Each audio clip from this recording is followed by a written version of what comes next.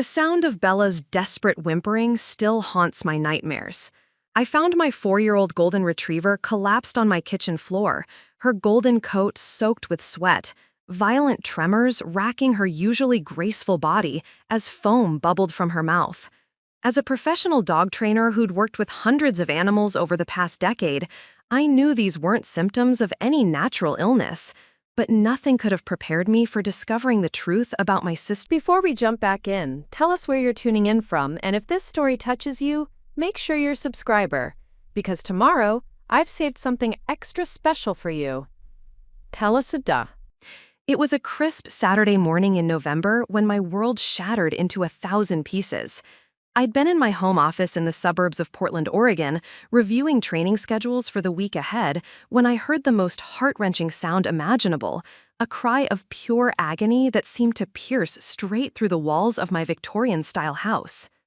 I dropped the stack of client files I'd been organizing, papers scattering across my hardwood floor like fallen leaves, and ran toward the sound that was coming from my kitchen. What I found there will be burned into my memory forever. There was Bella, my beautiful, intelligent golden retriever, the dog I'd rescued as a puppy and trained to be my business partner and constant companion, writhing on the black and white checkered tiles. Her normally bright, alert brown eyes were rolled back, showing only whites that looked ghostly and terrifying.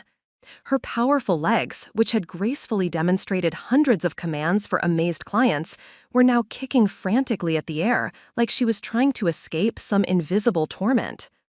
The foam coming from her mouth wasn't the normal drool I was used to seeing after our morning runs or training sessions. This was thick, white, and tinged with something that looked wrong, a sickly yellow color that made my stomach lurch with immediate dread. "Bella! Oh God, Bella, what's wrong?" I screamed, dropping to my knees beside her convulsing form. My hands hovered over her trembling body, afraid to touch her, afraid I might somehow make whatever was happening to her even worse. This was my partner, my best friend, the dog who slept at the foot of my bed every night and greeted me with unbridled joy every morning. Bella had been with me through everything. When I'd started Blair Canine Training Academy 5 years ago in my tiny apartment, she'd been my first demonstration dog, my proof of concept. When my training business had grown successful enough to buy this house, she'd been there to christen every room. When I'd gone through my messy divorce 2 years ago, she'd been my constant source of comfort and stability. This magnificent animal, who could perform 47 different commands flawlessly, who had helped me train over 300 other dogs, who was featured prominently on my business website and social media pages as the face of Blair Canine Training Academy, was now fighting for her life on my kitchen floor, and I had absolutely no idea why. I'd been incredibly careful with Bella's health and safety. As a professional dog trainer, I understood canine physiology better than most veterinarians. I knew every toxic substance to avoid, every dangerous food that could harm dogs, every environmental hazard that could pose a threat. My house was essentially dog-proofed to perfection. The pantry where I kept Bella's premium organic dog food was secured with child-proof locks. All cleaning supplies were stored in upper cabinets she couldn't reach. I didn't keep any toxic plants in my house, no chocolate or other dangerous foods within her reach, no small objects she could choke on. My backyard was fenced and regularly inspected for anything that might harm her. Bella's diet was as controlled as a show dog's, the same high-quality kibble every morning and evening, measured to the exact gram based on her weight and activity level. Filtered water in her stainless steel bowl, changed twice daily. Healthy training treats that I made myself from organic ingredients. Nothing had changed in her routine. Nothing was different about this morning. Except for one thing. My sister Amy had been here. Amy Ashford, my 28-year-old sister, had stopped by unexpectedly around 8 this morning, claiming she needed to borrow my laptop charger because hers had broken and she had an important work presentation to finish.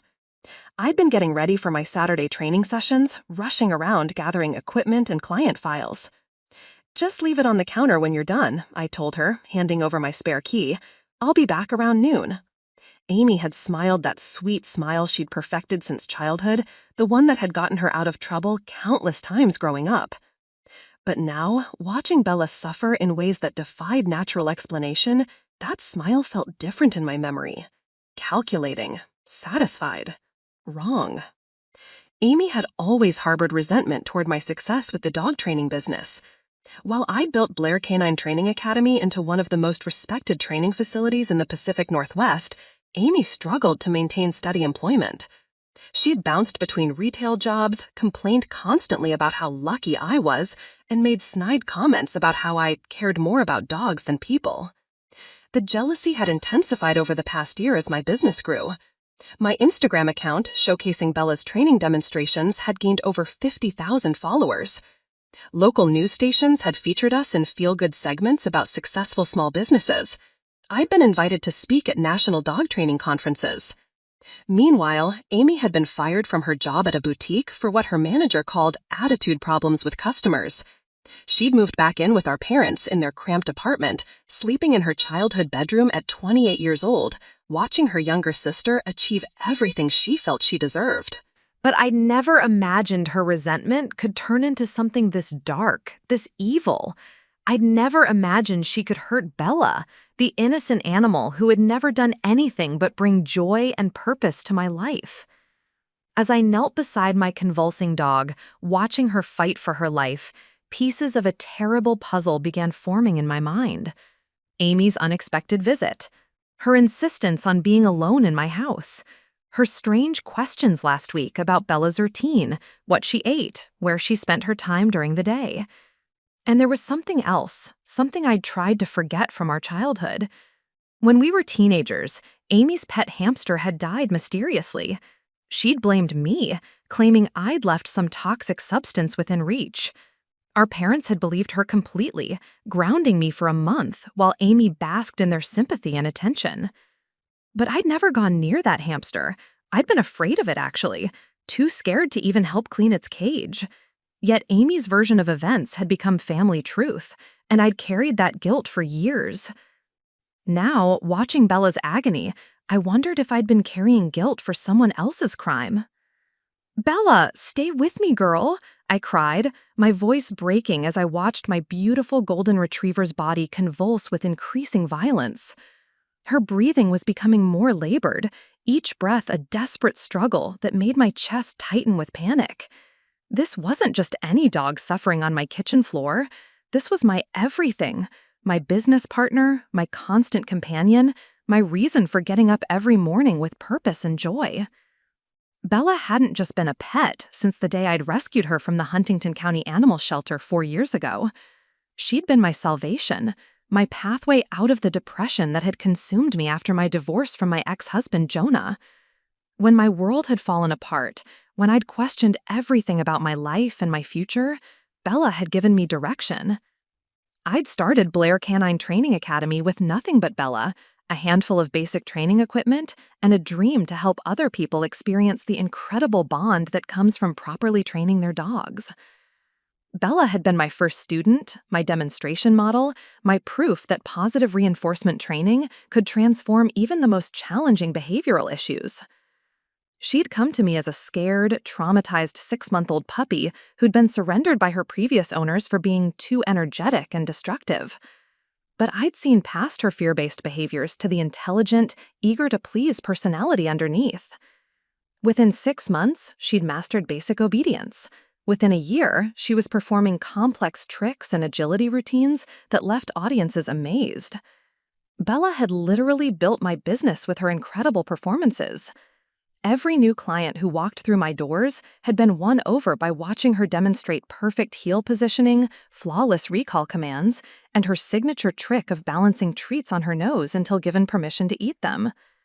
She was living proof that any dog could be trained with patience, consistency, and the right approach. Our training demonstrations had become legendary in the Portland dog community. Bella could perform a 30-minute routine without a single mistake, flowing seamlessly from basic commands to complex agility work to entertainment tricks that never failed to draw gasps and applause from audiences. She was the star of my YouTube channel, which had grown to over 100,000 subscribers who tuned in weekly to watch our training tutorials. But more than that, Bella was my emotional anchor. When the divorce proceedings had gotten ugly, when Jonah had tried to claim half my business despite never contributing a single day to building it, Bella was there. When I'd had panic attacks in the middle of the night, afraid I'd made a terrible mistake leaving my marriage, Bella had sensed my distress and provided the deep pressure therapy that calmed my racing heart. Preparing and narrating this story took us a lot of time, so if you are enjoying it, subscribe to our channel. It means a lot to us. Now back to the story. She slept at the foot of my bed every night, positioning herself so she could see both the bedroom door and my face, like a furry guardian angel. She knew when I was sad before I even realized it myself, nudging my hand with her wet nose and resting her head on my lap until I couldn't help but smile. She celebrated my victories with tail-wagging enthusiasm and comforted my defeats with unwavering loyalty. The success of Blair Canine Training Academy had exceeded my wildest dreams, but it had all been built on the foundation of my relationship with Bella. We'd trained over 400 dogs together, helped countless families strengthen their bonds with their pets, and earned a reputation as one of the most effective training teams in the Pacific Northwest. Local veterinarians referred their most challenging cases to us. The Portland Dog Training Association had invited me to speak at their annual conference 3 years running. I'd been featured on the cover of Pacific Northwest Pet Magazine twice, with Bella prominently displayed in both photo shoots, her golden coat gleaming and her intelligent eyes sparkling with the confidence that came from being perfectly trained and deeply loved. The financial success had been life-changing too. What had started as a desperate attempt to support myself after my divorce had grown into a 6-figure business that allowed me to buy this beautiful Victorian house in one of Portland's most desirable neighborhoods. I'd been able to pay off my student loans, build a substantial emergency fund, and even start saving for retirement at 32 years old.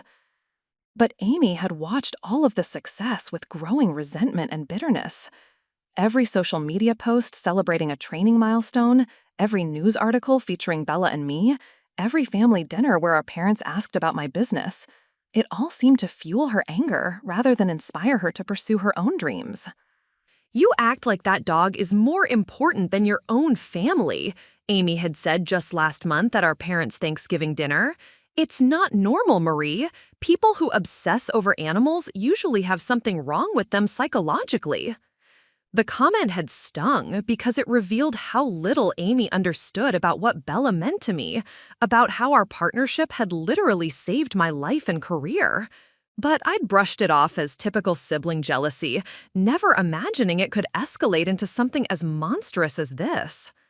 Now, watching Bella's breathing become more and more labored, I realized I'd been dangerously naive about my sister's capacity for cruelty. The successful business, the beautiful house, the financial security, the recognition and respect I'd earned in my field, none of it mattered if Bella didn't survive whatever Amy had done to her. I scooped Bella up in my arms, feeling her 70-pound body trembling against my chest like she was freezing from the inside out. Her normally warm, soft coat was damp with sweat, and I could feel her heart racing frantically beneath my hands. Her beautiful brown eyes, usually so alert and focused on my face, were now glazed and unfocused, rolling back in ways that terrified me. "We're going to the emergency vet right now," I whispered into her ear, hoping she could still hear me through whatever poison was coursing through her system. "You're going to be okay, Bella. You have to be okay. I can't lose you. Not like this."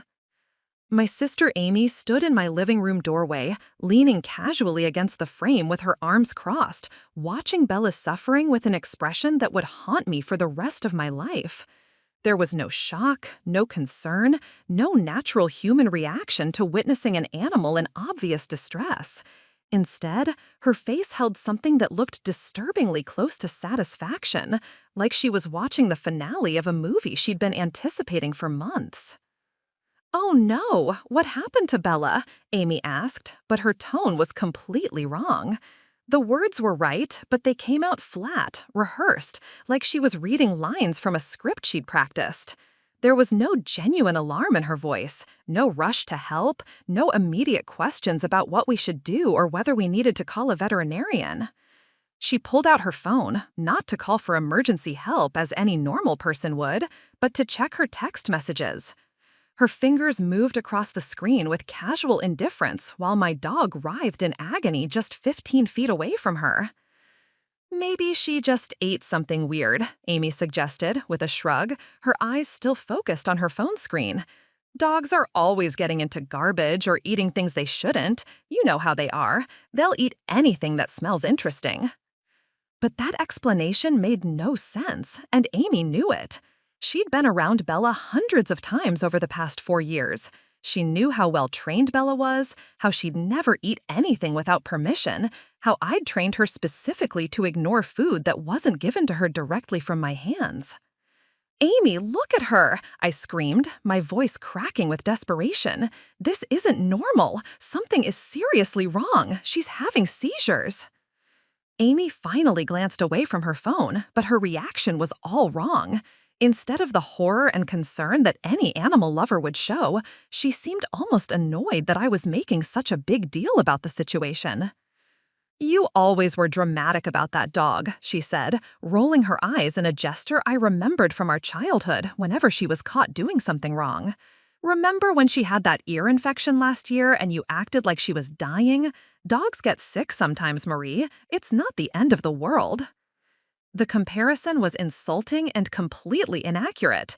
Bella's ear infection had been a minor issue that I'd handled calmly and professionally, taking her to the vet for a routine examination and treatment. This was clearly an emergency situation that required immediate intervention, and any person with basic empathy would recognize the difference. But what disturbed me most was Amy's body language. She remained standing in the doorway, making no move to come closer or offer help. Her posture was relaxed, almost casual, like she was watching a mildly interesting television show rather than witnessing a beloved family pet fighting for her life. "Shouldn't we call Dr. Stone's emergency line?" I asked, referring to Bella's regular veterinarian. "Or take her to the after-hours clinic?" "I guess," Amy replied with another shrug, "if you think it's really that serious. But you know how expensive emergency vet visits are. Maybe she'll just sleep it off." Sleep it off? I stared at my sister in disbelief. Bella was having violent seizures, foaming at the mouth, and clearly in extreme distress. And Amy was suggesting she might just need a nap? The suggestion was so inappropriate, so callous, that it felt like a slap across my face. Amy had been around animals her entire life. We'd grown up with family pets, and she'd seen me work with hundreds of dogs over the past 5 years. She knew what normal canine illness looked like versus what constituted a genuine emergency. Her casual dismissal of Bella's obvious crisis wasn't ignorance. It was something much darker. I noticed Amy checking the time on her phone repeatedly, like she was waiting for something or monitoring a timeline. Her behavior felt calculated, controlled, like she was following some internal schedule that I wasn't privy to. "How long has she been like this?" Amy asked, and again, the question felt rehearsed rather than genuine. "I found her like this maybe 10 minutes ago," I replied, stroking Bella's trembling head, "right after I finished my phone call with the Huntington Dog Training Center about next week's seminar." Amy nodded slowly, like she was filing this information away for some future reference. "And she was fine before that? Nothing seemed off about her behavior this morning?" The questions felt like an interrogation rather than concern from a loving sister. Amy was gathering information, but not in the way someone would if they were trying to help diagnose Bella's condition. She seemed more interested in establishing a timeline than in Bella's welfare. "She was perfect this morning," I said, my voice breaking as I remembered how Bella had performed her usual morning routine flawlessly just a few hours earlier. She ate her breakfast normally, did her morning training exercises, played fetch in the backyard. Everything was completely normal until now. Amy made a small humming sound, like she was confirming something she already knew. The sound sent chills down my spine because it suggested she wasn't surprised by this information. She was expecting it. "Well, I should probably get going," Amy said, straightening up from the doorway. "I need to return Mom's car before she gets home from work. Let me know how things go with the vet." The casual way she announced her departure while my dog was fighting for her life felt like another slap. Any normal person would offer to help, to drive us to the emergency clinic, to stay and provide moral support during a crisis. Amy was treating this like a minor inconvenience that she couldn't be bothered to deal with. As she turned to leave, I caught something in her expression, a fleeting moment where her carefully controlled mask slipped, revealing what looked like anticipation underneath. Like she was eager to see how this situation would unfold, like she was looking forward to the aftermath of whatever was happening to Bella. I knew with absolute certainty that this wasn't normal, wasn't natural, wasn't anything that should be happening to a healthy 4-year-old golden retriever who had been perfectly fine just hours earlier. I gathered Bella into my arms, feeling her 70 pounds of trembling muscle and bone against my chest, her body still convulsing in waves that seemed to be getting stronger rather than weaker. The drive to Northwest Emergency Veterinary Hospital felt like the longest 15 minutes of my life. I'd made this trip dozens of times over the years with client dogs who'd had various emergencies, but never with Bella, and never under circumstances this terrifying. I kept one hand on the steering wheel of my Honda CR-V and one hand on Bella's chest, feeling her rapid, irregular heartbeat beneath my palm. "Stay with me, girl," I whispered over and over during the drive, my voice shaking with barely controlled panic. "Remember our first agility competition? Remember how nervous I was, and you just looked at me like, 'I've got this, Mom. You've got this now, too. You're the strongest dog I know.'" But even as I spoke the encouraging words, I could see Bella's condition deteriorating. Her breathing was becoming more labored, more desperate. The foam around her mouth had increased, and her beautiful golden coat was soaked with sweat, despite the cool November weather. Her normally bright, intelligent eyes were glassy and unfocused, staring at nothing. Dr. Amanda Stone, the head veterinarian at Northwest Emergency, took one look at Bella and immediately called for her entire emergency team. Within seconds of our arrival, Bella was on a gurney, surrounded by technicians establishing IV lines, drawing blood samples, and attaching monitoring equipment to track her vital signs. "Marie, I need you to tell me everything," Dr. Stone said, her hands working efficiently to examine Bella while she spoke. "What has she eaten in the last 24 hours? Any changes in her routine? Any access to chemicals, medications, anything that might be toxic?" I ran through Bella's routine with the precision of the professional dog trainer I was. Same premium kibble she'd eaten for 3 years, measured to the exact cup. Same filtered water from the same stainless steel bowl. Same morning training session in the backyard. Same toys, same treats. Nothing had changed. But one crucial detail. "My sister Amy was alone in my house for about 4 hours this morning," I said. "She said she needed to borrow my laptop charger. I gave her my spare key and left for my training appointments at the Huntington Community Center." Dr. Stone paused in her examination, her experienced eyes meeting mine. "How long has it been since you returned home and found Bella like this?" "Maybe 30 minutes. I found her collapsed in the kitchen around noon, and Amy was still there when I discovered her." "These symptoms," Dr. Stone said grimly, showing me the preliminary readings from Bella's blood work, "are consistent with poisoning. The rapid onset, the severity of the neurological symptoms, the excessive salivation, this wasn't caused by eating something accidentally." The word poisoning hit me like a physical blow to the chest. I'd suspected it from the moment I found Bella, but hearing it confirmed by a veterinary professional made it real in a way that was almost unbearable. "What kind of poison?" I asked, though I dreaded the answer. "We won't know for certain until the full toxicology panel comes back, but based on the symptom presentation, I suspect antifreeze poisoning. Ethylene glycol has a sweet taste that dogs find appealing, and it causes exactly this type of rapid neurological deterioration." Antifreeze. The revelation made my stomach lurch because I knew with absolute certainty that there was no antifreeze anywhere in my house. I didn't even own a car that would require antifreeze. My Honda was only 2 years old and serviced exclusively at the dealership. I kept no automotive chemicals in my garage, no antifreeze in my utility room, nothing that could explain accidental exposure. Dr. Stone, I need you to understand something. I said, my voice steadying as my professional training kicked in. I don't have antifreeze in my house. Bella has never been exposed to automotive chemicals.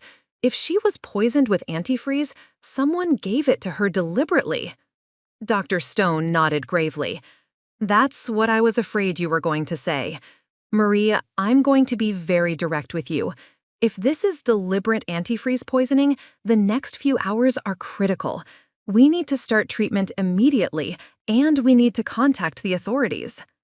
The veterinary team moved with impressive efficiency, starting Bella on IV fluids to help flush the toxins from her system and administering medications to control her seizures. They drew multiple vials of blood for comprehensive testing and began the delicate process of trying to counteract whatever poison was attacking her system. But it was Dr. Stone's next revelation that changed everything about how I understood this situation. Marie, there's something else you should know, she said, pulling me aside to her office while the technicians worked on Bella. I've been practicing emergency veterinary medicine for 15 years, and I've seen a lot of deliberate poisoning cases. They're usually revenge attacks, domestic disputes, or situations involving someone who wants to cause maximum emotional damage to the pet owner. She pulled up Bella's medical records on her computer, showing me her complete health history. Bella is obviously more than just a pet to you. She's your business partner, your source of income, your public face. Someone who wanted to destroy your life would know that hurting Bella would be the most effective way to do it. The clinical way Dr. Stone explained the motivation behind Bella's poisoning made me feel sick, but it also crystallized something I'd been trying not to acknowledge. This wasn't a random act of cruelty. This was a calculated attack designed to destroy everything I'd built, everything that mattered to me. And Amy had been alone in my house for 4 hours with unlimited access to Bella. Dr. Stone returned from the laboratory with test results that confirmed my worst fears, her face grave with the kind of professional seriousness that veterinarians reserve for the most dire situations.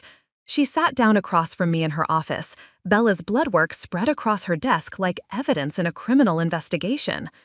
Marie, the preliminary toxicology results show extremely high levels of ethylene glycol in Bella's bloodstream, she said, pointing to specific numbers on the lab report. This is definitely antifreeze poisoning, and the concentration levels indicate she consumed a significant amount. I stared at the clinical data, the cold numbers that represented my dog's fight for survival. How much are we talking about? Based on these blood levels and Bella's body weight, I estimate she ingested approximately 4 to 6 ounces of antifreeze. For a 70-pound dog, that's enough to be potentially fatal if we hadn't caught it this early. The precision of the amount hit me like another blow. This wasn't accidental exposure or a dog getting into a small puddle of spilled automotive fluid. Someone had deliberately given Bella a substantial quantity of poison, enough to ensure it would cause maximum damage. The timing is also significant, Dr. Stone continued, showing me a timeline she'd constructed based on Bella's symptoms and blood chemistry. The antifreeze was administered approximately 3 to 4 hours ago, which places it right in the middle of the time frame when your sister was alone in your house. I felt sick thinking about Amy calmly feeding poison to Bella while I was across town conducting training sessions, completely unaware that my dog was being murdered in my own kitchen. The betrayal felt more devastating than the actual poisoning because it came from someone who was supposed to love and protect both of us. There's something else that's concerning, Dr. Stone said, pulling up additional test results. We also found traces of a sedative in Bella's system. Someone gave her something to make her drowsy before administering the antifreeze. The revelation added another layer of premeditation to the crime. Amy hadn't just impulsively decided to poison Bella. She'd planned this attack carefully, ensuring that Bella would be calm and compliant while consuming the deadly substance. What kind of sedative? I asked, though I dreaded learning more details about how systematically Amy had planned this assault. Diphenhydramine, basic Benadryl. It's commonly used to sedate dogs before veterinary procedures, and it would explain why Bella didn't struggle or show signs of distress until the antifreeze began affecting her neurological system. I remembered Amy asking detailed questions about Bella's routine during our last family dinner, specifically about what treats she liked best and whether she was food motivated. At the time, I thought Amy was finally showing interest in my work and my relationship with Bella. Now I realized she'd been gathering intelligence for this attack. The sedative would have made Bella drowsy and cooperative, Dr. Stone explained. She probably felt relaxed and happy when your sister offered her whatever delivery method was used for the antifreeze. She wouldn't have resisted or shown fear. The image of Bella trustingly accepting poison from Amy, thinking she was getting a special treat from her owner's sister, made me want to vomit. Bella had always been friendly toward Amy, greeting her with tail wags and affection whenever she visited. The idea that Amy had exploited Bella's trusting nature to murder her felt like the deepest possible betrayal. Can we prove this was deliberate? I asked, needing to know whether we had enough evidence to hold Amy accountable for what she'd done. Dr. Stone nodded firmly. The combination of sedative and antifreeze, the precise dosing, the timing, this is clearly intentional poisoning. I'm legally required to report suspected cases of animal cruelty to law enforcement, and this case definitely qualifies. She reached for her phone to make the call that would officially transform this from a veterinary emergency into a criminal investigation. Marie, I need you to understand that we're not just talking about animal cruelty charges here. Given the premeditation involved and the value of Bella as a trained working dog, this could be prosecuted as felony destruction of property as well. The legal terminology felt strange when applied to Bella, who was so much more than property to me, but I understood that the law needed concrete categories to prosecute crimes, and if those categories could help ensure Amy faced serious consequences for what she'd done, I was grateful for them. What are Bella's chances? I asked, the question I'd been afraid to voice since arriving at the emergency clinic. Dr. Stone's expression softened with compassion. We caught it early because you brought her in so quickly. We've started aggressive treatment to counteract the antifreeze and protect her kidneys. The next 12 to 24 hours will be critical, but I'm cautiously optimistic. For the first time since finding Bella collapsed in my kitchen, I felt a small spark of hope that we might be able to save her life and bring Amy to justice for this horrific crime. My phone buzzed with incoming text messages while Bella fought for her life in the emergency veterinary hospital, each notification feeling like another knife twist in an already devastating situation. The first message was from my mother, and reading it made me feel like I was drowning in disbelief and family dysfunction. Amy told us about Bella getting sick. Dogs eat strange things sometimes, honey. Don't overreact like you always do with that animal. Remember when your goldfish died when you were kids? These things just happen naturally. The casual dismissal of Bella's critical condition felt like a slap across my face. My mother was treating attempted murder as if it were a minor pet health issue that I was blowing out of proportion. The suggestion that I was overreacting to my dog being deliberately poisoned revealed how little my family understood about what Bella meant to me and how serious this situation actually was. But it was the mention of my childhood goldfish that sent ice water through my veins. When I was 14 years old, my pet goldfish Neptune had died mysteriously overnight. I'd found him floating in his tank the next morning, and Amy had immediately started crying, claiming she'd seen me putting something white in his water the night before.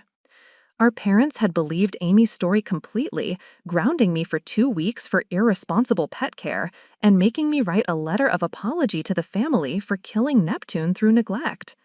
I'd protested my innocence, but Amy's tears and detailed story about seeing me near the fish tank had been more convincing than my denials.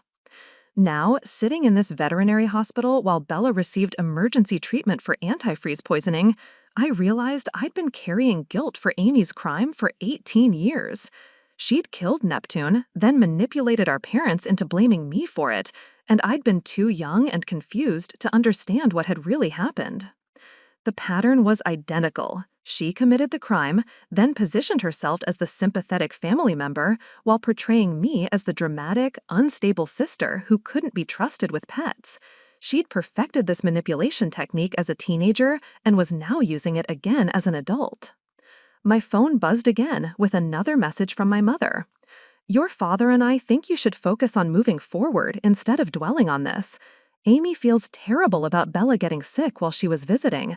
Don't make this harder on her than it already is. The message revealed how effectively Amy had already begun controlling the family narrative. She'd convinced our parents that Bella's poisoning was a random illness that had coincidentally occurred during her visit, and that she was the victim who needed protection from my unreasonable reaction to the situation. The speed with which Amy had contacted our parents and shaped their perception of events suggested this had all been planned in advance. She'd prepared her story before poisoning Bella, knowing she would need to manage our family's response to avoid suspicion. A third message arrived, this time from my father. "Marie, we paid for your veterinary assistant certification and helped you start your dog training business. Don't forget who supported your dreams when you want to point fingers at family members. Amy made a mistake visiting when Bella got sick, but accidents happen. Drop this before you say something you'll regret." The emotional manipulation in my father's message was breathtaking.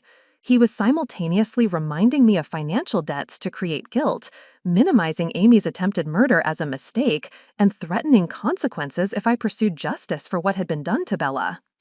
The suggestion that Amy had made a mistake by visiting when Bella got sick completely ignored the reality that Amy had caused Bella's condition through deliberate poisoning. But our parents had already accepted Amy's version of events and were now working to protect her from the consequences of her actions. My phone rang, and I saw Amy's number on the caller ID. Against my better judgment, I answered, needing to hear what she would say now that the severity of Bella's condition was undeniable. "Marie, I heard Bella is really sick," Amy said, her voice dripping with fake concern. "I feel so bad that this happened while I was at your house. It's like I'm cursed or something. Remember how your goldfish died when I was taking care of him?" The casual way Amy referenced Neptune's death while pretending to feel guilty about Bella's poisoning confirmed everything I now understood about my sister's psychology. She was actually enjoying the opportunity to remind me of her previous successful pet murder while maintaining plausible deniability about both crimes. "The vet says it's antifreeze poisoning," I said, watching carefully for Amy's reaction. "Oh no, that's terrible," Amy replied, but I could hear something that sounded almost like satisfaction in her voice. "I hope they can save her. But you know, Marie, sometimes these things are just meant to happen. Maybe it's time to think about whether keeping such an expensive animal is really worth all this stress and heartbreak." The suggestion that I should consider giving up on Bella while she fought for her life revealed the true purpose behind Amy's attack.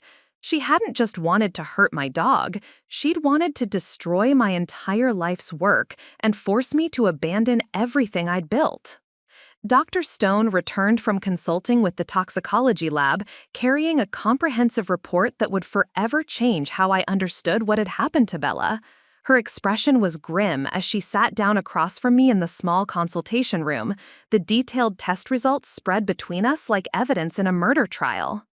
"Marie, the complete blood analysis confirms our worst fears," she began, pointing to specific data points on the laboratory printout. "Bella was given a lethal dose of automotive antifreeze mixed with approximately 20 milligrams of diphenhydramine. This wasn't accidental exposure. This was a calculated attempt to kill your dog." The clinical precision of the poisoning attempt made my stomach turn. Amy hadn't acted in a moment of rage or jealousy. She'd researched the exact dosages needed to ensure Bella would suffer and die, then executed her plan with the cold efficiency of a professional assassin. The timing of the drug administration tells us a lot about how this was carried out, Dr. Stone continued, showing me a timeline she'd constructed based on Bella's blood chemistry.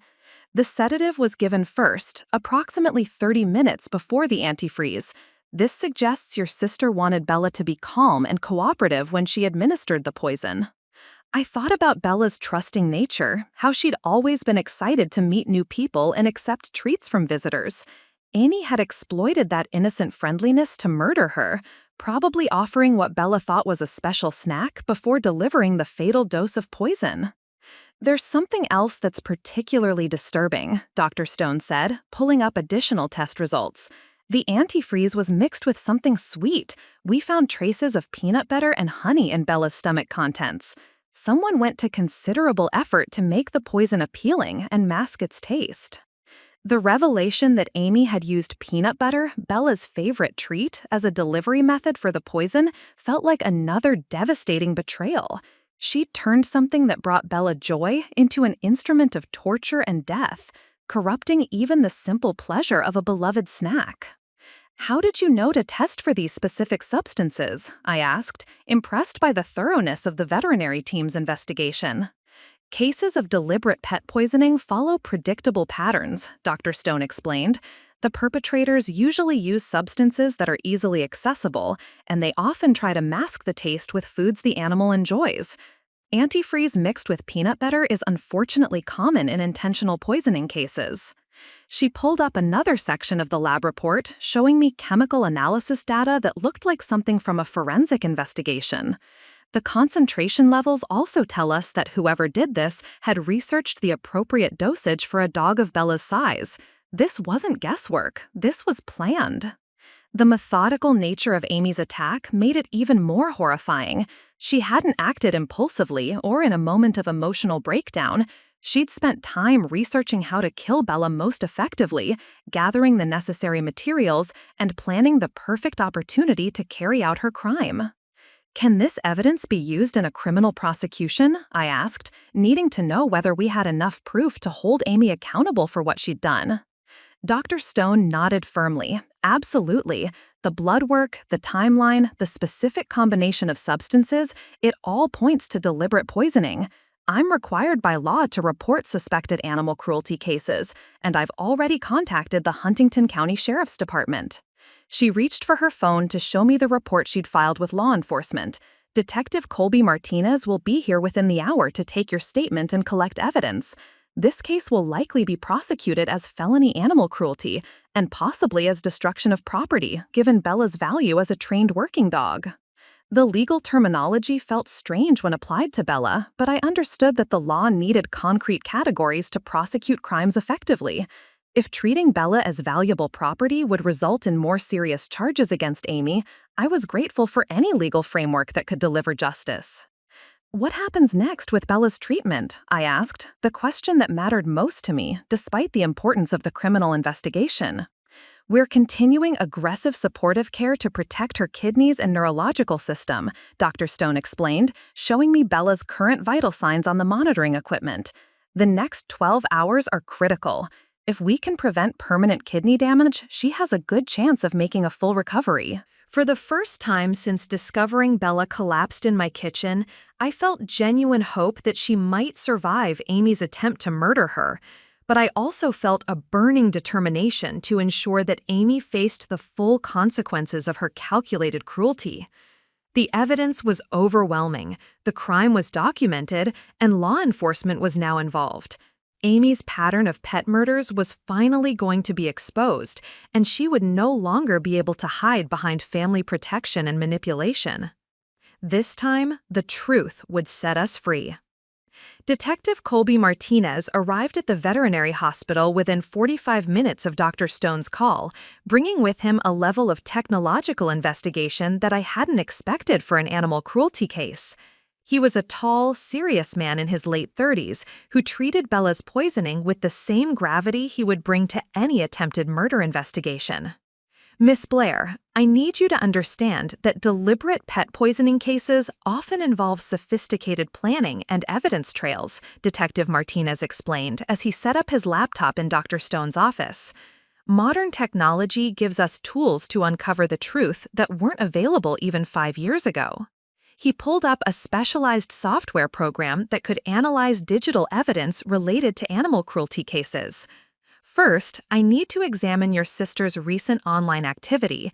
People who plan pet poisonings usually research methods and dosages beforehand, and they often leave digital footprints." Detective Martinez explained that he'd already obtained a preliminary warrant to examine Amy's internet search history, social media activity, and recent purchases. What he'd discovered in just the past hour had alarmed him enough to expedite the investigation. "Your sister has been researching antifreeze poisoning in dogs for the past 3 weeks," he said, showing me screenshots of Amy's search history.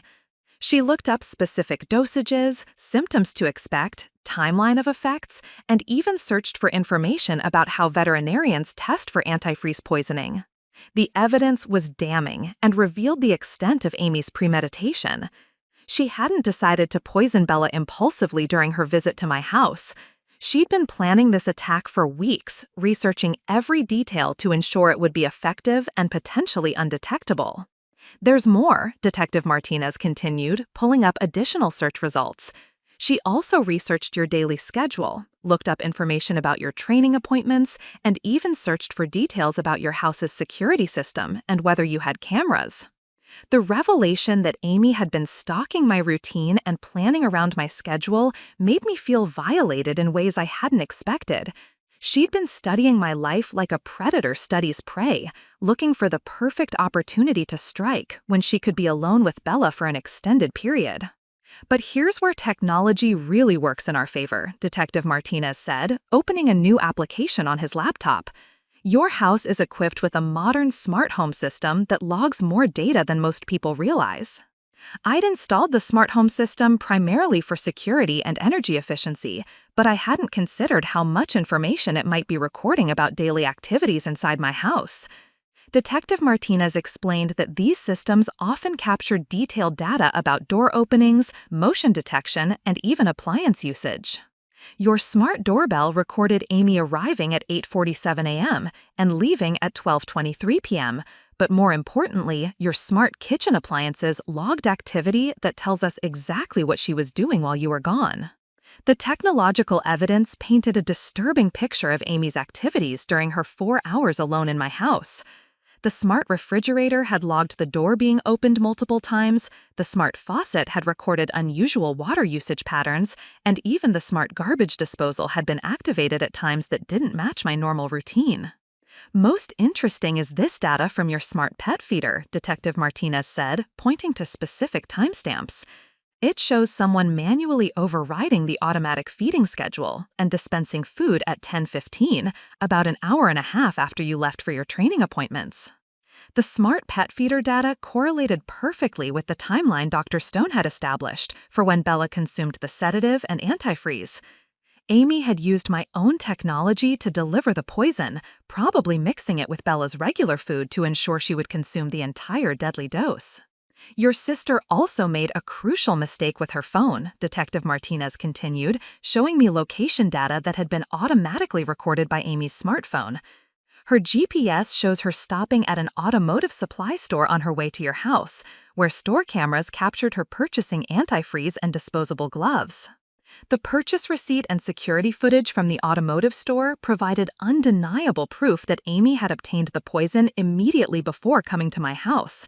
There was no possible innocent explanation for buying antifreeze on the same day she'd volunteered to spend time alone with my dog. We also found something interesting in your home's smart trash system, Detective Martinez said, pulling up data I didn't even know was being collected. The smart bin logged an unusual weight increase at 11:45 p.m., suggesting someone disposed of evidence while you were away. The technological evidence was overwhelming and painted a complete picture of Amy's calculated crime. Every device in my smart home had been silently recording her movements and activities, creating a digital trail that would be impossible for her to deny or explain away. This level of evidence makes prosecution straightforward, Detective Martinez assured me.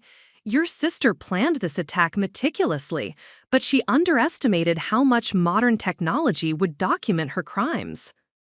Detective Martinez made a phone call that would provide the final pieces of evidence needed to build an ironclad case against Amy.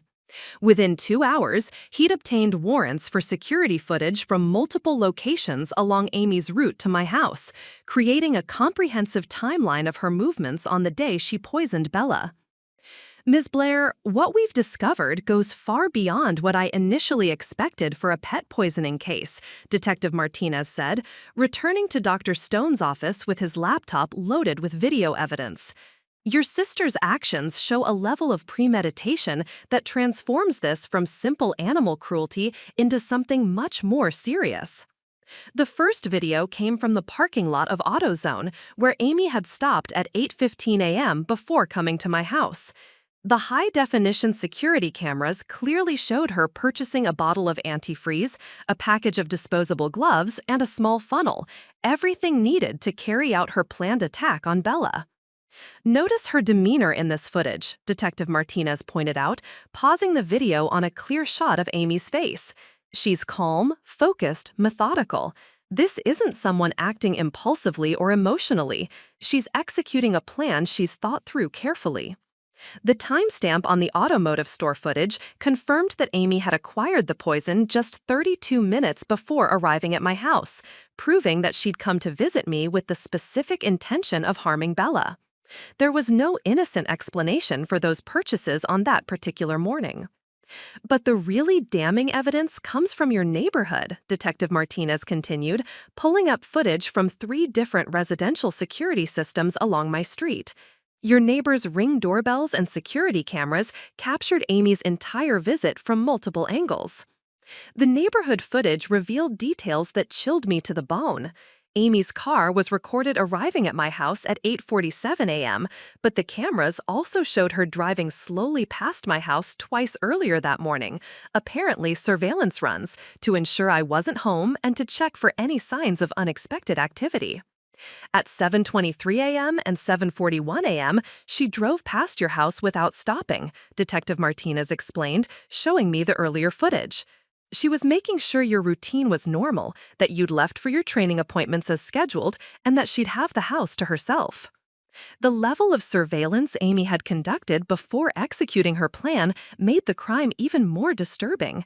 She hadn't just decided to hurt Bella during a casual visit, she'd been watching my house, studying my patterns, and waiting for the perfect opportunity to strike. Your next-door neighbor's security system captured something particularly interesting, Detective Martinez said, switching to footage from a different angle. At 10:47 a.m., their camera shows Amy in your backyard, disposing of something in your garbage bins. The neighbor's camera had recorded Amy throwing away the empty antifreeze container, the disposable gloves, and what appeared to be the small funnel she'd used to mix the poison with Bella's food.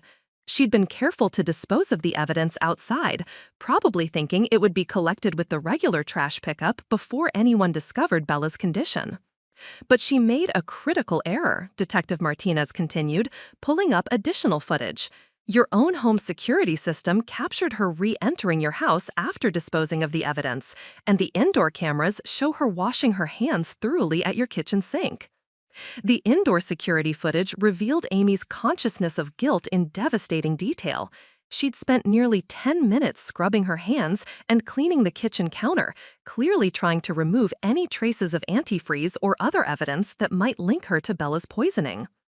The most disturbing footage comes from your living room camera, Detective Martinez said, his voice growing more serious. It shows Amy sitting on your couch for nearly 30 minutes after administering the poison, just waiting and watching for Bella to show symptoms. The video of Amy calmly sitting in my living room while Bella began showing signs of distress was the most horrifying evidence yet. She hadn't left immediately after poisoning my dog. She'd stayed to watch the effects of her crime, like a sadistic scientist observing the results of an experiment. At 11:18 a.m., your camera captured Bella beginning to show signs of neurological distress, Detective Martinez explained, though he spared me from having to watch that particular footage. Amy's reaction is telling. She shows no concern, no attempt to help, just clinical observation. The security footage painted a complete picture of a calculated crime carried out by someone who took pleasure in causing suffering. Amy hadn't just wanted to hurt me by killing Bella, she'd wanted to witness the destruction she was causing. This evidence is more than sufficient for prosecution, Detective Martinez assured me. Between the purchase records, the surveillance footage, the digital evidence, and the veterinary testimony, we have an overwhelming case against your sister. For the first time since this nightmare began, I felt confident that justice would be served and Amy would face serious consequences for her calculated cruelty. The investigation took an unexpected turn when Detective Martinez received a phone call that would elevate this case far beyond local animal cruelty charges. As he spoke quietly with someone on the other end, I could see his expression growing more serious, more concerned about implications I didn't yet understand. Miss Blair, I need to ask you something important, Detective Martinez said after ending his call. Do you have any family members who work in federal law enforcement? The question caught me off guard, but I nodded slowly. My brother Cole works for the FBI. He's a special agent based out of the Portland field office. Why? Detective Martinez's expression shifted to something approaching relief mixed with professional concern. I just spoke with my supervisor about this case, and given the level of premeditation involved and some other factors, he's recommended we contact federal authorities. Your brother's involvement could actually be very beneficial for building a stronger case. Within an hour, Special Agent Cole Blair arrived at the veterinary hospital, bringing with him a level of federal investigative resources that transformed everything about how this case would be handled. Cole was 35 years old, 6 years older than me, and had been with the FBI for over a decade, specializing in domestic terrorism and threats against federal employees and their families. Marie, I'm here as both your brother and as a federal agent, Cole said, embracing me carefully in the hospital waiting room. What Amy did to Bella isn't just animal cruelty, it's an attack on a family member of a federal law enforcement officer, which makes this a federal matter.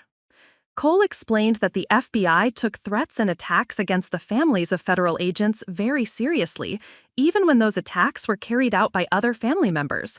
The deliberate poisoning of my dog could be prosecuted under federal statutes related to intimidation and domestic terrorism. The level of planning Amy put into this attack suggests she was trying to cause you maximum psychological damage, Cole continued, reviewing the evidence Detective Martinez had collected. When someone targets a federal agent's family member with this degree of premeditation, it raises questions about whether this was meant to compromise your emotional stability or my professional effectiveness. The federal perspective on Amy's crime revealed dimensions I hadn't considered. As the sister of an FBI agent, any attack against me or my property could potentially be motivated by someone wanting to influence or intimidate Cole's work. Even though Amy was family, her calculated assault on something she knew was central to my emotional well-being fell under federal jurisdiction. There's another factor that makes this a federal case, Cole said, pulling up information on his secure laptop. Amy's internet research included searches about your connection to me and my work with the FBI. She specifically looked up information about federal agents' families and whether attacks against them carried enhanced penalties. The revelation that Amy had researched the federal implications of her crime before carrying it out showed an even deeper level of malicious calculation. She'd known that poisoning Bella could potentially be prosecuted of the federal crime, but she'd decided to proceed anyway, suggesting her hatred for me was strong enough to risk serious federal charges. We've also discovered something else troubling, Cole continued, showing me search results from Amy's computer that the FBI's cybercrimes unit had analyzed. She's been researching other federal agents in the Portland area, looking up information about their families, their pets, their daily routines. The expanded scope of Amy's research suggested that her attack on Bella might not have been an isolated incident of sibling jealousy.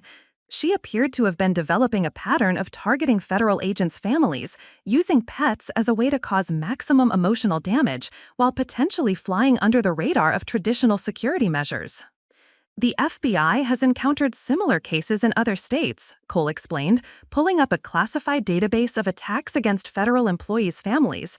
There's been an increasing trend of domestic terrorists targeting law enforcement families through their pets, knowing that most security protocols focus on direct threats against the agents themselves.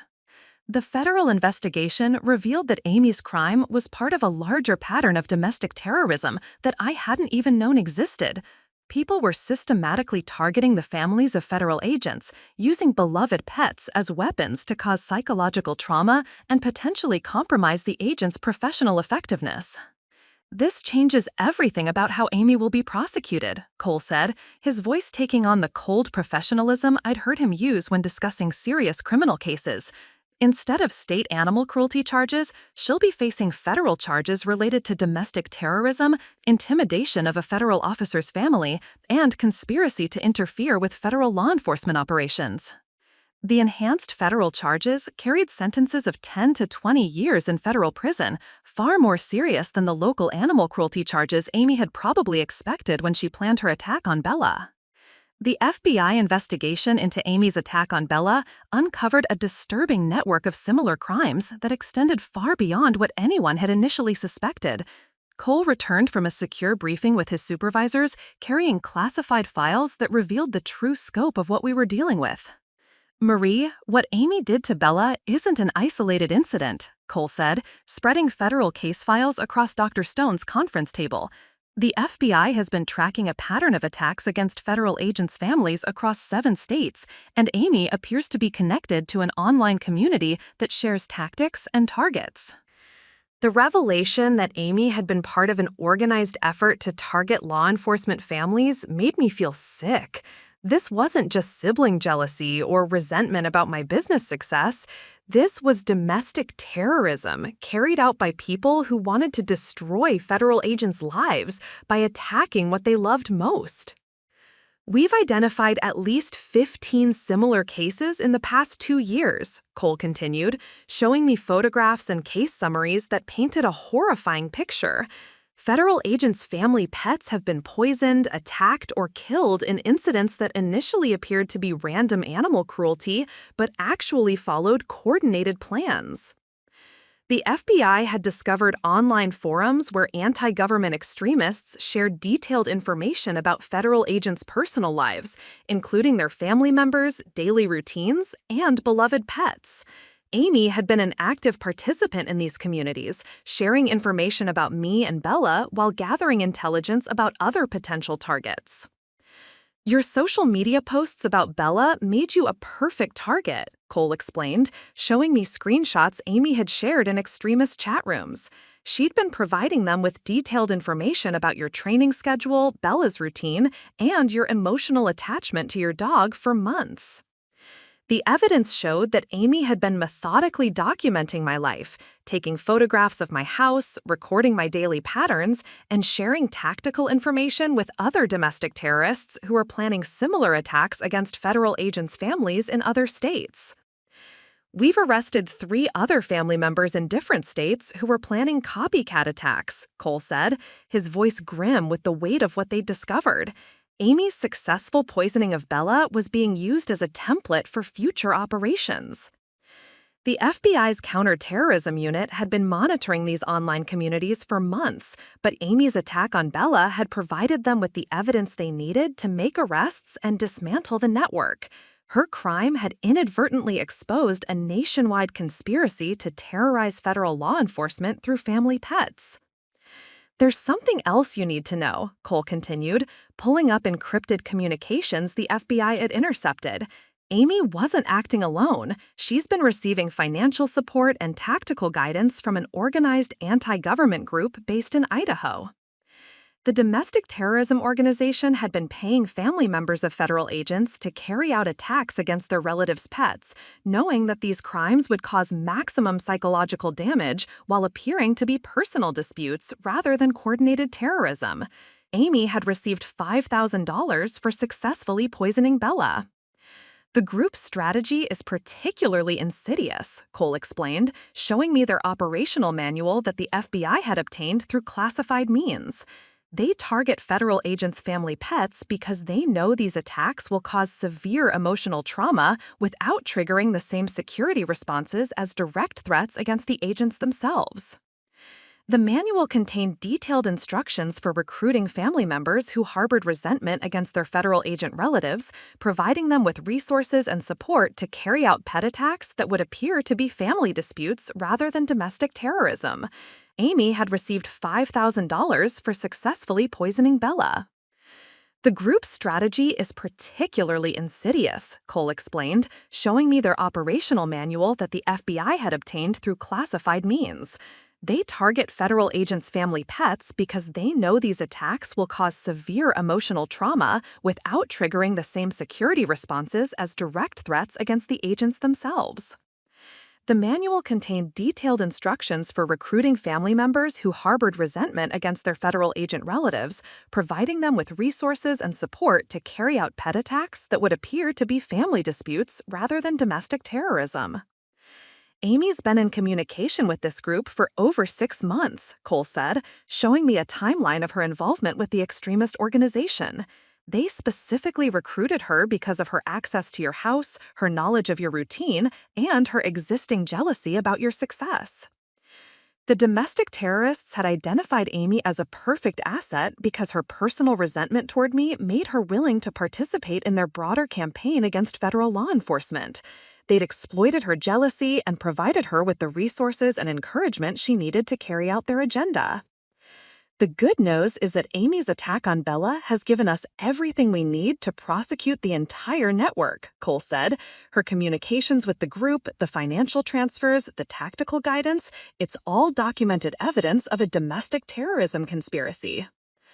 The federal investigation had expanded from a single case of animal cruelty into a major domestic terrorism prosecution that would result in dozens of arrests across multiple states. Amy's calculated cruelty toward Bella had inadvertently exposed and destroyed an entire anti-government network. Amy will be facing federal terrorism charges, conspiracy charges, and racketeering charges in addition to the animal cruelty, Cole explained. Instead of a few years in state prison, she's looking at 25 to life in federal prison. The enhanced charges reflected the true scope of Amy's crimes and her participation in a broader conspiracy to terrorize federal law enforcement families through systematic attacks on their beloved pets. The FBI's cybercrimes unit had been working around the clock to analyze Amy's digital footprint, and what they discovered painted an even more disturbing picture of her involvement in the domestic terrorism network. Special Agent Tammy Huntington, a digital forensic specialist, arrived with encrypted files that revealed the true extent of Amy's planning and coordination. Ms. Blair, your sister's online activity shows a level of sophistication that suggests she received professional training in operational security and surveillance techniques. Agent Huntington wasn't amateur hour. She was operating like a trained intelligence asset. The digital evidence revealed that Amy had been using encrypted messaging apps, VPN services, and anonymous email accounts to communicate with the anti-government network. She'd received detailed training materials on how to conduct surveillance, plan attacks, and avoid detection by law enforcement. For the past 4 months, Amy has been participating in virtual training sessions conducted by the Idaho-based extremist group, Agent Huntington continued, showing me screenshots of encrypted video calls. They taught her advanced surveillance techniques, chemical handling procedures, and methods for disposing of evidence. The training materials Amy had received were disturbingly professional, including detailed instructions on calculating lethal dosages of various poisons based on animal body weight, techniques for mixing toxic substances with appealing foods, and strategies for establishing alibis and avoiding suspicion. She also received $2,500 in cryptocurrency payments for conducting preliminary surveillance on your house and daily routine, Agent Huntington revealed, pulling up blockchain transaction records. The group was paying her for intelligence gathering months before she actually carried out the attack on Bella. The financial record showed that Amy's attack on Bella was the culmination of a long-term intelligence operation. She'd been systematically documenting my life, photographing my house from multiple angles, recording my daily schedule, and even mapping the locations of security cameras in my neighborhood. Your sister's phone contained over 300 photographs of your house, your yard, and Bella taken over a 6-month period, Agent Huntington said, showing me a disturbing collection of surveillance images. She'd been documenting everything from your mail delivery times to when you took Bella for walks. The surveillance photographs revealed that Amy had been stalking my life with the dedication of a professional operative. She documented which windows had the best sightlines into my house, when my neighbors were typically home, and even the schedules of local police patrols in my neighborhood. But the most damaging evidence comes from her communications with other network members, Agent Huntington continued, pulling up encrypted chat logs. She's been bragging about having access to a federal agent's sister and discussing plans for future attacks. The chat logs showed Amy discussing potential ways to escalate beyond pet attacks, including suggestions for targeting federal agents' children, elderly parents, or romantic partners. Her successful poisoning of Bella had earned her status within the extremist community and led to discussions about more ambitious operations. She also shared detailed information about your brother Cole's work schedule, his vehicle, and his daily routines, Agent Huntington revealed, showing me intelligence reports Amy had compiled about Cole's professional activities. The group was using her access to gather information for potential future attacks against a federal agent. The revelation that Amy had been spying on Cole and sharing intelligence about his FBI activities with domestic terrorists added another layer of betrayal to her crimes. She hadn't just attacked me, she'd been actively working to compromise national security by providing operational intelligence to anti-government extremists. The network's ultimate goal was to use family-based attacks to force federal agents to quit their jobs or transfer to less sensitive positions, Agent Huntington explained, showing me strategic planning documents the FBI had intercepted. The domestic terrorism strategy was particularly insidious because it exploited the natural protective instincts of federal agents. By attacking family members and pets, the extremists hoped to create situations where agents would prioritize their family safety over their professional duties. Amy's attack on Bella was intended to be the first in a series of escalating attacks against your family, Agent Huntington continued, revealing plans that chilled me to the bone. The group had identified you as a high-value target because of your emotional attachment to your dog and your close relationship with Cole. The network's planning documents showed that they'd intended to follow Bella's poisoning with attacks on my business, my house, and potentially my physical safety if the initial pet attack didn't achieve their desired result of forcing Cole to resign from the FBI. Fortunately, Amy's capture has allowed us to roll up the entire network before they could execute any additional attacks, Agent Huntington said, showing me arrest records from coordinated raids across 7 states. Her communications provided us with the intelligence we needed to identify and arrest 43 members of this domestic terrorism cell. The federal investigation had transformed Amy's crime from an isolated act of cruelty into the key that unlocked and destroyed an entire domestic terrorism network. The federal investigation into Amy's domestic terrorism activities created a massive rift in my family that made the original pet poisoning seem almost simple by comparison. Within hours of the FBI raids and arrests, my parents arrived at the veterinary hospital in a state of panic and denial that bordered on hysteria. "Marie, you have to make this stop," my mother pleaded, tears streaming down her face as she confronted me in the hospital waiting room. "The FBI arrested Amy this morning. They're calling her a terrorist. This has gone too far. You have to tell them this was just a family dispute over a sick dog." The desperation in my mother's voice revealed how completely she'd failed to understand the gravity of what Amy had done. She was still treating this as a minor family disagreement that had somehow gotten blown out of proportion, rather than a calculated act of domestic terrorism that had endangered national security. "Mom, Amy poisoned Bella as part of a conspiracy to terrorize federal agents' families," I explained, trying to help her understand the reality of the situation. "This isn't about a sick dog. This is about Amy working with anti-government extremists to attack Cole and me." But my mother's response showed how deep her denial ran. "Amy would never do anything to hurt Cole. She loves her brother. This is all some kind of misunderstanding.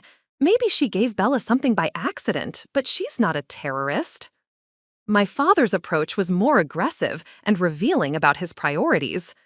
"Marie, do you have any idea what this is going to do to our family's reputation? Your mother's job at the school district is in jeopardy. Our neighbors are treating us like criminals.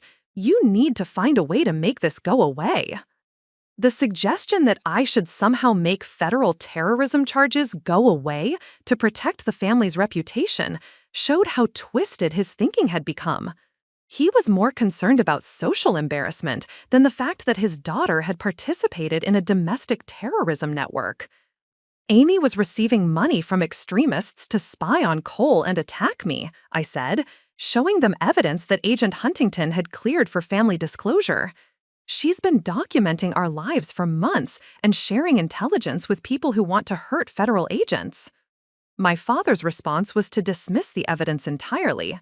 "That's probably all made up by the FBI to make their case look stronger. You know how the government exaggerates these things. Amy probably just looked up some information online out of curiosity." The willful blindness my parents showed toward overwhelming evidence of Amy's crimes was almost as disturbing as the crimes themselves. They were so invested in protecting their image of Amy as their troubled but innocent daughter that they couldn't accept the reality of what she'd become. "We've talked to a lawyer," my mother continued, her voice taking on a manipulative tone I remembered from childhood. "He says if you refuse to cooperate with the prosecution, they won't have enough evidence to convict Amy of the serious charges. You could save your sister's life." The suggestion that I should obstruct justice to help Amy escape consequences for domestic terrorism revealed how completely my parents had lost their moral compass. They were asking me to become an accessory to terrorism in order to protect someone who had tried to murder my dog and spy on my FBI brother. "Cole says the evidence is overwhelming, even without my cooperation," I replied, refusing to be manipulated into betraying my principles. "Amy documented everything herself. Her communications with the extremist network are all recorded. My testimony is just supporting evidence." My father's anger erupted at the mention of Cole's involvement. "This is all Cole's fault for getting involved with the FBI in the first place. If he'd chosen a normal career, none of this would have happened. Now he's destroyed his own sister's life to protect his precious job." The attempt to blame Cole for Amy's choices revealed the depth of my father's delusion about personal responsibility. In his mind, Cole was somehow responsible for Amy's decision to join a domestic terrorism network and attack my dog. "Amy chose to take money from terrorists," I said firmly. "Amy chose to spy on her own family. Amy chose to poison my dog. Nobody forced her to make those decisions." But my parents' response showed they would never accept Amy's responsibility for her own actions. "We raised you both to protect family," my mother said, her voice heavy with emotional manipulation. "Real families stick together through difficult times. If you testify against Amy, you're choosing strangers over your own blood." The emotional blackmail was exactly what I'd expected, but it still hurt to hear my mother suggest that refusing to obstruct justice was somehow a betrayal of family values. She was asking me to prioritize loyalty to a domestic terrorist over loyalty to the country and the rule of law. "I'm protecting Cole by ensuring that the people who wanted to hurt him face consequences," I replied. "That's what real family loyalty looks like." The confrontation that would finally reveal the full extent of Amy's hatred came when she was brought in for federal questioning 3 days after her arrest. Cole had arranged for me to observe the interrogation from behind one-way glass, warning me that what I was about to hear would be difficult but necessary for understanding the true scope of her crimes. FBI interrogation specialist Agent Elias Stone led the questioning with the methodical precision of someone who had broken down dozens of domestic terrorists. Amy sat across from him in the sterile federal interview room, no longer the sweet, manipulative sister I'd grown up with, but a cold-eyed extremist who showed no remorse for what she'd done. "Amy, we have your communications with the Idaho Network," Agent Stone began, placing printed transcripts on the table between them. "We have the financial records showing payments for intelligence gathering. We have video evidence of you purchasing the antifreeze and poisoning Bella. Why don't you tell us about your motivation?" For the first time since her arrest, Amy's carefully constructed facade cracked, revealing the seething resentment that had been building for years underneath her surface charm. "You want to know why?" she said, her voice dripping with venom. "Because I'm sick of watching Marie get everything handed to her while I get nothing." The jealousy that poured out of Amy was more intense and long-standing than I'd ever realized. She gets the successful business, the beautiful house, the recognition, the respect. Meanwhile, I'm living in our parents' basement at 28 because nothing I do is ever good enough. Agent Stone pressed deeper into her psychological motivations. But why target Bella specifically? Why not confront Marie directly about your feelings? Amy's response revealed the calculated cruelty behind her actions. Because I knew that killing that stupid dog would hurt her more than anything else I could do. She cares more about that animal than she does about her own family. I wanted her to feel the kind of loss I've felt my entire life. The admission that Amy had specifically chosen to target Bella because she knew it would cause maximum emotional damage confirmed everything the federal investigation had suggested about her psychological profile. This wasn't an impulsive act of anger. It was a carefully planned assault designed to destroy my emotional well-being. And Cole's career with the FBI, Agent Stone continued. How did that factor into your decision to join the extremist network? Amy's face twisted with an expression of pure hatred that I'd never seen before. Cole thinks he's so important, so special, fighting for truth and justice like some kind of hero. I wanted him to know what it felt like to be powerless, to watch someone he cares about suffer and not be able to stop it. The revelation that Amy had targeted both Cole and me as part of her participation in the domestic terrorism network showed how completely she'd turned against her own family. She hadn't just been recruited by extremists, she'd actively sought them out as a way to strike back at what she perceived as our success and happiness. The network offered you $5,000 to poison Bella, Agent Stone said, showing her the financial records. But you would have done it for free, wouldn't you? Amy actually smiled at the question, a cold expression that made my blood run cold. The money was nice, but you're right, I would have paid them for the opportunity. Do you know what it's like to watch your younger sister build everything you ever wanted while everyone treats you like a failure? The depth of Amy's resentment was staggering, but what came next was even worse. I've been planning something like this for years, she continued, seemingly proud of her long-term strategic thinking. I just needed the right opportunity and the right resources. Agent Stone leaned forward, pressing for more details. What other plans did you have? If the dog poisoning had worked the way it was supposed to, Marie would have been emotionally destroyed, and Cole would have been distracted from his FBI work, Amy explained with disturbing clinical detachment. The network had plans for escalating attacks that would have forced them both to leave their careers and maybe even leave Portland entirely. The revelation that Bella's poisoning had been intended as the opening move in a campaign of systematic terrorism against my family made me feel physically sick. Amy hadn't just wanted to hurt me, she'd wanted to destroy both Cole's and my lives completely. I wanted them to lose everything they built, the way I felt like I'd lost everything, Amy said, her voice growing more intense. I wanted them to know what it felt like to have their dreams ripped away from them. The final confession revealed the true scope of Amy's hatred and her willingness to betray family, country, and basic human decency to satisfy her jealousy and resentment. The federal courthouse in Portland had never seen a domestic terrorism case quite like Amy's, where a family member had turned against their own relatives to serve an anti-government extremist network. The sentencing hearing drew national media attention as prosecutors presented evidence of a conspiracy that had threatened federal agents across 7 states. United States District Judge Amanda Ashford presided over the proceedings with the gravity appropriate for a case involving domestic terrorism, animal cruelty, and conspiracy against federal law enforcement.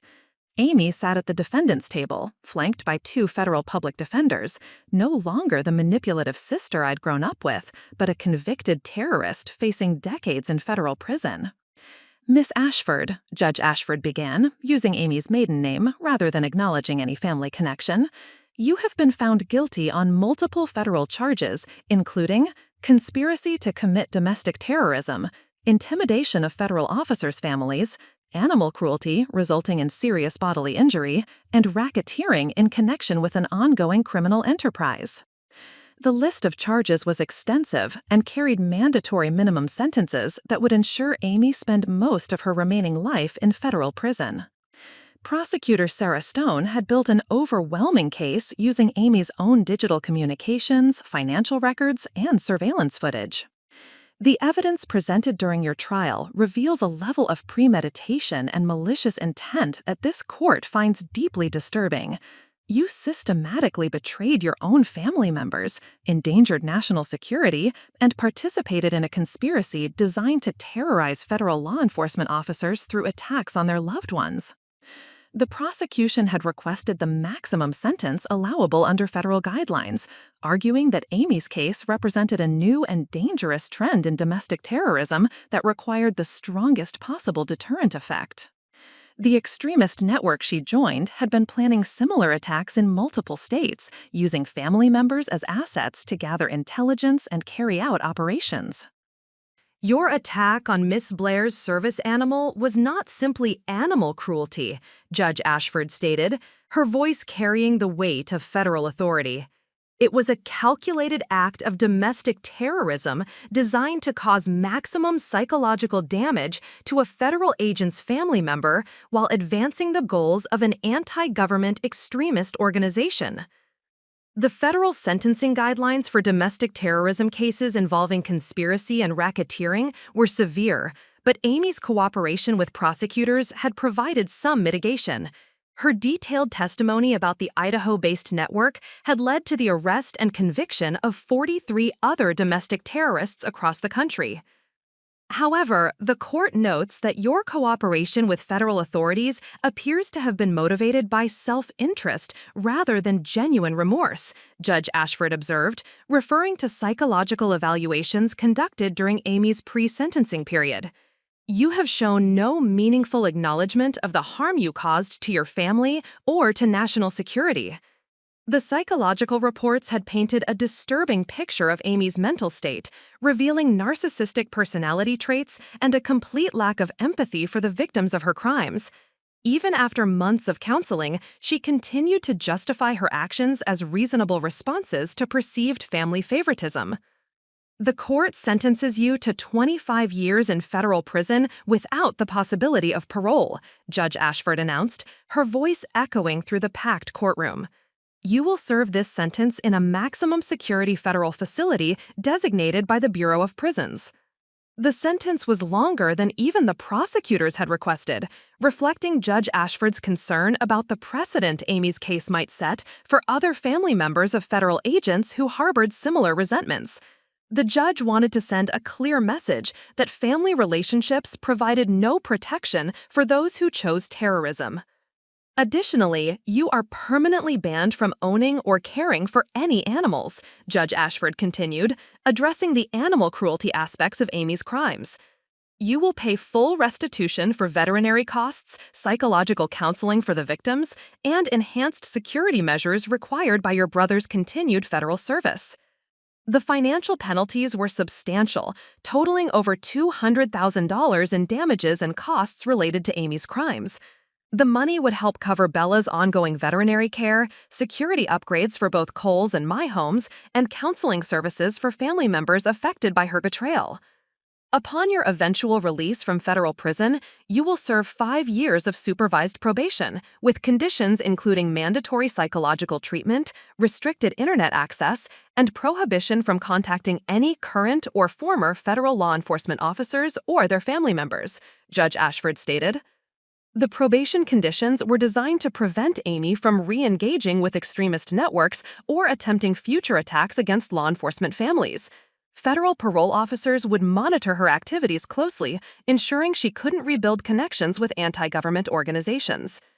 As court officers led Amy away in federal custody, she looked back at Cole and me with an expression of pure hatred that confirmed she felt no remorse for her crimes and would likely pose a continued threat even after serving her sentence. The months following Amy's sentencing brought unexpected healing and reconciliation, though the process was painful and required my parents to confront truths about their daughter they'd spent years avoiding. The federal investigation's revelations about Amy's anti-government activities and calculated cruelty had shattered their carefully maintained illusions about family dynamics. My mother was the first to reach out 3 weeks after the sentencing hearing. She appeared at my front door on a rainy Thursday evening, looking older and more fragile than I'd ever seen her. "Marie, I need to apologize," she said, her voice barely above a whisper. "I've been reading the court transcripts, and I finally understand what Amy really did." The conversation that followed was one of the most difficult we'd ever had, but also one of the most important. My mother had spent weeks reviewing the evidence presented during Amy's trial, forcing herself to accept the reality of her daughter's crimes rather than continuing to live in denial. I kept telling myself that Amy was just troubled, that she made some bad decisions because she was jealous, my mother explained, tears streaming down her face. I never imagined she was capable of joining terrorists or trying to hurt federal agents. I failed to see who she really became. The admission was painful but necessary for beginning to rebuild our relationship. My mother had spent so many years making excuses for Amy's behavior that she'd become complicit in enabling increasingly dangerous conduct. The federal investigation had forced her to confront patterns she'd been ignoring for decades. When you were teenagers and your goldfish died, I knew something felt wrong about Amy's story, my mother continued, revealing a truth that hit me like a physical blow. But I was so tired of dealing with her anger and manipulation that I took the easy way out and blamed you instead. The confession about Neptune's death validated feelings I'd carried for 18 years. My mother had suspected Amy was lying about the goldfish incident, but she'd chosen to sacrifice my emotional well-being rather than confront Amy's increasingly disturbing behavior patterns. My father's journey toward understanding was slower and more difficult. He'd built his identity around being the patriarch of a successful family, and Amy's conviction for domestic terrorism had shattered that self-image completely. His initial response was to withdraw entirely, refusing to discuss Amy or acknowledge what had happened. It was Cole who finally broke through my father's defenses during a tense family dinner 6 weeks after the sentencing. "Dad, Amy tried to destroy my FBI career and terrorize my sister," Cole said with characteristic directness. "If you can't acknowledge that, then you're choosing to support terrorism over your own children." The confrontation forced my father to choose between continued denial and accepting the reality of Amy's crimes. After weeks of soul-searching, he chose truth over comfort, though the process was clearly devastating for him.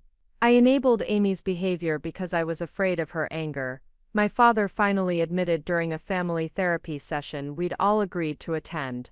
"Every time she threw a tantrum or threatened to hurt herself, I gave her what she wanted instead of setting boundaries. I taught her that manipulation and threats were effective tools." The family therapy sessions revealed patterns of dysfunction that had been building for decades. Amy had learned early that emotional manipulation, threats, and playing the victim could get her what she wanted from our parents, who were too exhausted or afraid to enforce consistent consequences. The therapist helped us understand that Amy's progression from childhood manipulation to adult terrorism followed a predictable pattern. My mother explained to me after one particularly difficult session. "We created a monster by rewarding her worst behaviors and punishing you for being honest and responsible." The therapeutic process was painful but necessary for understanding how our family dynamics had contributed to Amy's eventual radicalization. She'd learned that she could escape consequences through manipulation and blame shifting, skills that made her an ideal recruit for extremist organizations looking for assets with access to federal agents. Cole's perspective on the family healing process was characteristically practical. "Amy made her own choices," he said, during one of our weekly check-ins. "But understanding how our family taught her those coping mechanisms helps us make sure we don't repeat those patterns." The most significant change in family dynamics was my parents' newfound respect for boundaries and accountability. They'd enrolled in counseling to address their own psychological issues, and were learning to have honest conversations about difficult topics instead of avoiding conflict at all costs. "We're proud of how you handled this situation," my father said during our first family dinner after Amy's conviction. "You stood up for what was right even when it was difficult. That's the kind of character we should have been teaching Amy all along." The healing process would take years, but for the first time in decades, our family was building relationships based on honesty, accountability, and mutual respect rather than manipulation and conflict avoidance. One year after Amy's attack, I stood in my backyard watching Bella demonstrate perfect agility routines for a group of visiting federal agents who were learning about pet security protocols. Her golden coat gleamed in the afternoon sunshine, and her movements showed no lingering effects from the antifreeze poisoning that had nearly killed her. She was stronger, more confident, and somehow even more beautiful than before.